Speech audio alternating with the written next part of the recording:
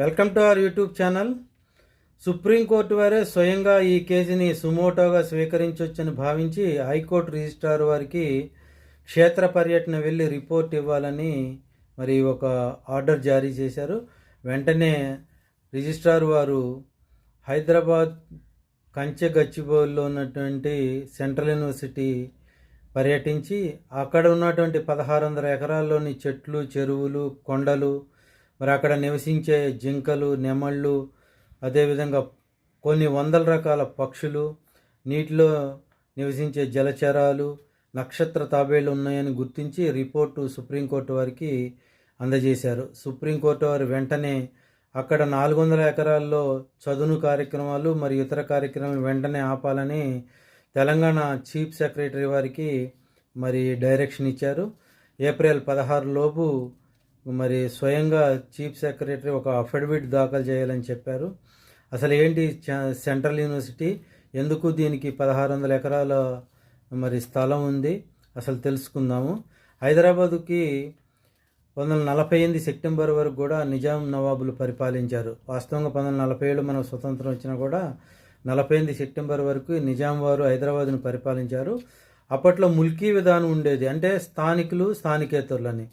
ఆంధ్ర రాష్ట్రం నుంచి ఆంధ్రప్రదేశ్ ఏర్పడ్డాక కూడా మరి ఆంధ్ర కోస్తా వాళ్ళు స్థానికేతరులుగా ఉద్యోగ ఉపాధి అవకాశాల్లో మరి ట్రీట్ చేశారు.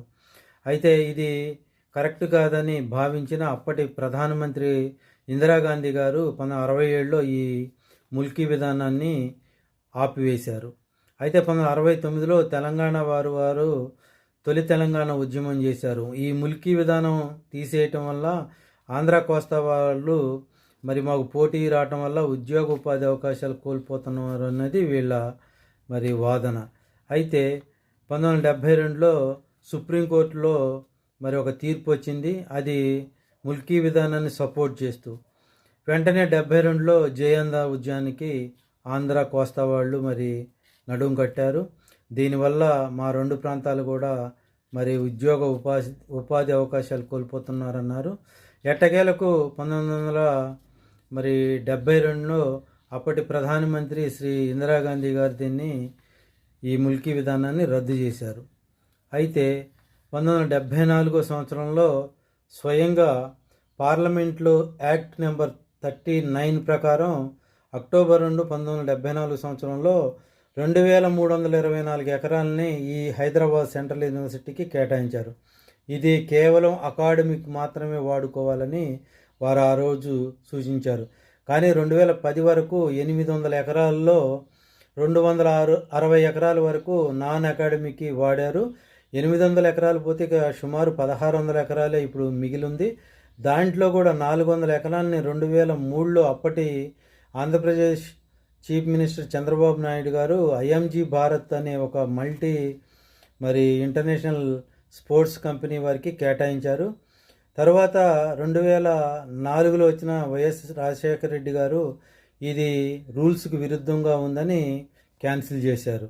అయితే ఈ 2006లో ఐఎంజీ భారత్ వారు కోర్టులో కేసు వేశారు. అది 2024 వరకు మరి నడిచింది, 18 ఏళ్ళ దాకా. ఇటీవల తీర్పు 2024లో వచ్చింది. ఇది అకాడమిక్ మాత్రమే వాడాలి, బయట వారికి కేటాయించే హక్కు లేదు అని కొట్టేశారన్నమాట. అయితే వెంటనే ఇది ప్రభుత్వ గెలుపు అని భావించిన తెలంగాణ ముఖ్యమంత్రి రేవంత్ రెడ్డి గారు ఐటీ మరియు పరిశ్రమల్ని డెవలప్ చేస్తామని చెప్పి అనౌన్స్ చేశారు. అయితే ఈ అనౌన్స్మెంటు జూన్ 2024లో చేశారు. ఈ 2025 మార్చి 8 నుంచి 15 వరకు ఆక్షన్స్ చేపట్టారు. అయితే ఇది తెలుసుకున్న హైదరాబాద్ సెంట్రల్ యూనివర్సిటీ పిల్లలు మరియు లెక్చరర్స్, పర్యావరణవేత్తలు అక్కడ ధర్నాలు చేశారు. దానికి వ్యతిరేకంగా తెలంగాణ గవర్నమెంట్ పోలీసు వారు పిల్లల్ని మరి అరెస్ట్ చేసి వాళ్ళని జైల్లో పెట్టారు, తర్వాత వదిలిపెట్టారు.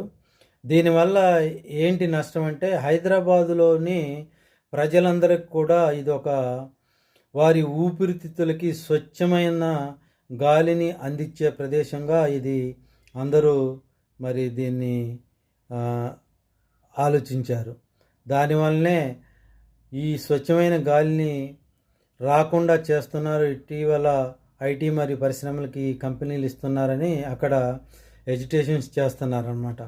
అయితే ఇది ఎంతవరకు కరెక్టు, బయట వాళ్ళకి ఇచ్చి అభివృద్ధి చేయడం కరెక్టా, దాన్ని అలాగనే ఉంచి పరిశ్రమలకు ఐటీకి వేరే చోట్ల కేటాయించాలనేది మరి సుప్రీంకోర్టు వారు ఒక నిర్ణయం తీసుకుంటారు. ఏప్రిల్ 16 వరకు అయితే ఈ 400 ఎకరాల్లో ఎలాంటి పనులు కూడా చేయటానికి వీల్లని ఆర్డర్ జారీ చేశారు. కాబట్టి ఏప్రిల్ 16 వరకు మనం వేచి చూడాల్సిందే అసలు ఈ సెంట్రల్ యూనివర్సిటీలో ఏం జరుగుతుందో. మళ్ళీ మనం కలుసుకుందాం. ఇప్పటివరకు నా ఛానల్ని సబ్స్క్రైబ్ చేసుకొని వారు ఉంటే ప్లీజ్ సబ్స్క్రైబ్ చేసుకోండి. నేను పెట్టే ప్రతి వీడియో కూడా మీకు రీచ్ అవుతుంది. గంట బొమ్మను యాక్టివేట్ చేసుకోండి, ప్రతిదీ కూడా మీకు నోటిఫికేషన్ రూపంలో వస్తుంది. మరిన్ని మంచి విషయాలతో మళ్ళీ కలుద్దాం.